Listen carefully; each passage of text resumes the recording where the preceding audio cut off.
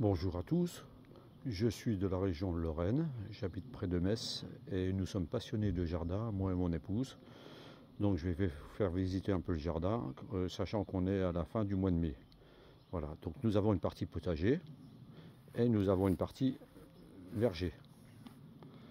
Donc je vous ferai une première vidéo pour le potager et ensuite une autre vidéo pour le verger. Et j'ai aussi une serre et je vous ferai une autre troisième vidéo pour la serre pour vous montrer comment j'arrose ma serre. Voilà, donc je m'avance un peu. Donc la première parcelle, c'est des courges. Donc potiron, petit marron, butternuts, courgettes, voilà.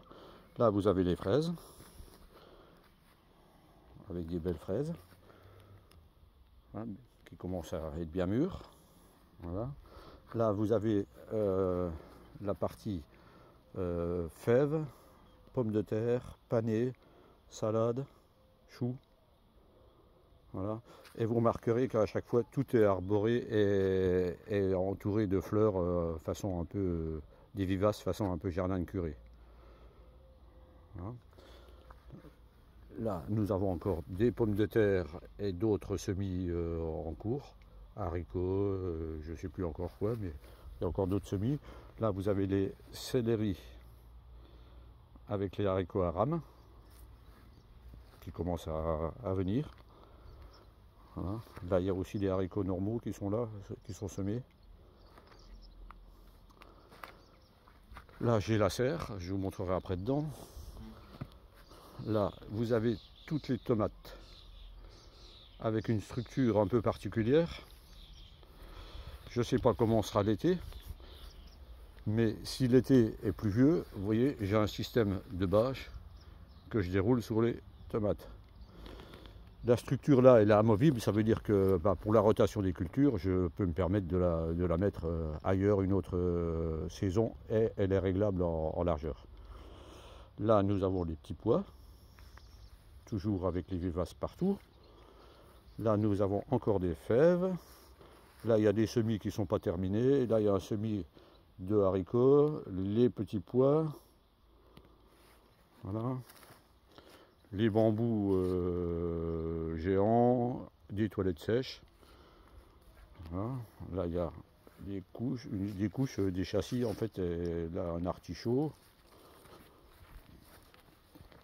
Tant que je passe sur les bambous géants, je vous montre un peu.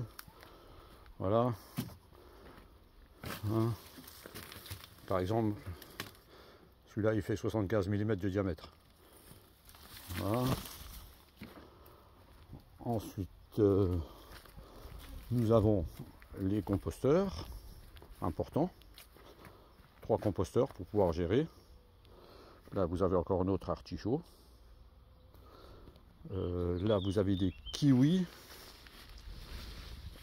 Voilà, qui commencent à fleurir. Nous en avons eu il y a 2 ans une belle récolte. Voilà.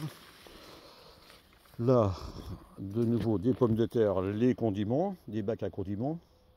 En passant, là, je vous montre, j'ai une éolienne. Voilà, c'est une éolienne d'agriculteur avec une pompe, en fait, avec un excentrique.